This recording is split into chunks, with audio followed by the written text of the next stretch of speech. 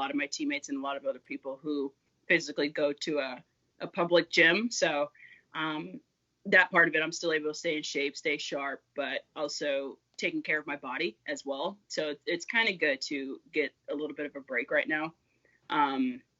As far as homeschooling, I just learned something new about my son today. My 8-year-old little boy is that he doesn't have an internal monologue, Dave. So the way I teach him, I had to change some things today because, he had a huge reading assignment due today and he had to read paragraphs. So I asked him, I was like, hey, can you read to yourself? Because he's always reading out loud. He's a great reader.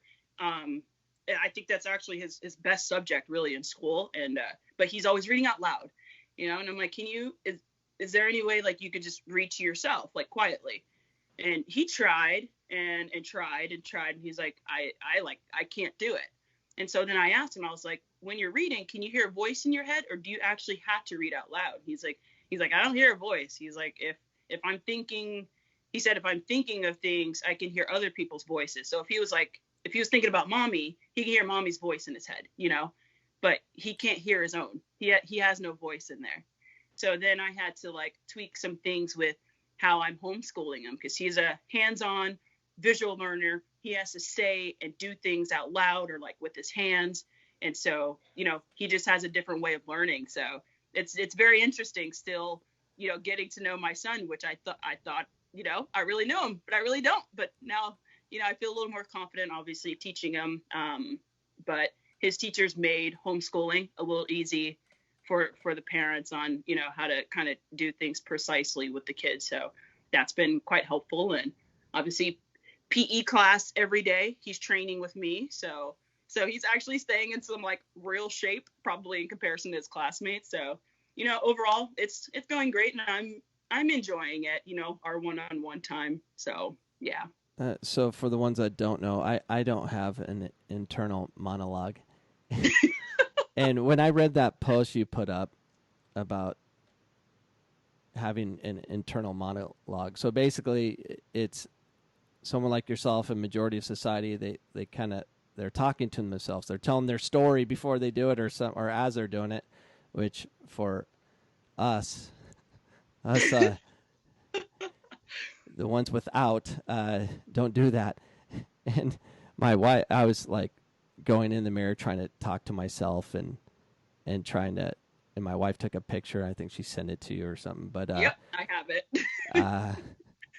I didn't know anything about that, and it messed me up for the longest time. And now I'm trying to develop an internal monologue all the time. So yeah, that's have fun with that one. So you have a little Dave in your house. Yeah, I do. So, but there's a lot of benefits to it. I was thinking about it. The ability to process everything is different. Like I pay attention to everything.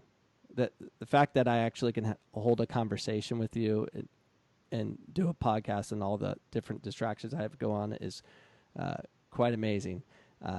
But I just can't like things written out and having to have it to read a script, and I can't do it. I have to go with the flow and just go with what I know. So at least as a mother, at least about that. I wish someone knew my struggles growing up. I had no idea, and so have fun with that. So that's a completely different podcast. That's probably not on here. It's probably in like Dr. Oz or some therapy podcast that we can talk about. But well, I'm going to let you go from the podcast and stay after. I want to talk to you about something. But thank you so much for coming on, and I look forward to putting this out today on episode 500. So I'm inviting you to be on episode 600. I want to have you as my 100th episode guest. Yay! Until I quit, which this could be the last one. Who knows? But I don't know. I don't know. I get bummed out. I get like some days I'll get like 1,400 downloads in one day. I'm like, all right, and then another day I'll get like 700. I'm like, screw you, I quit.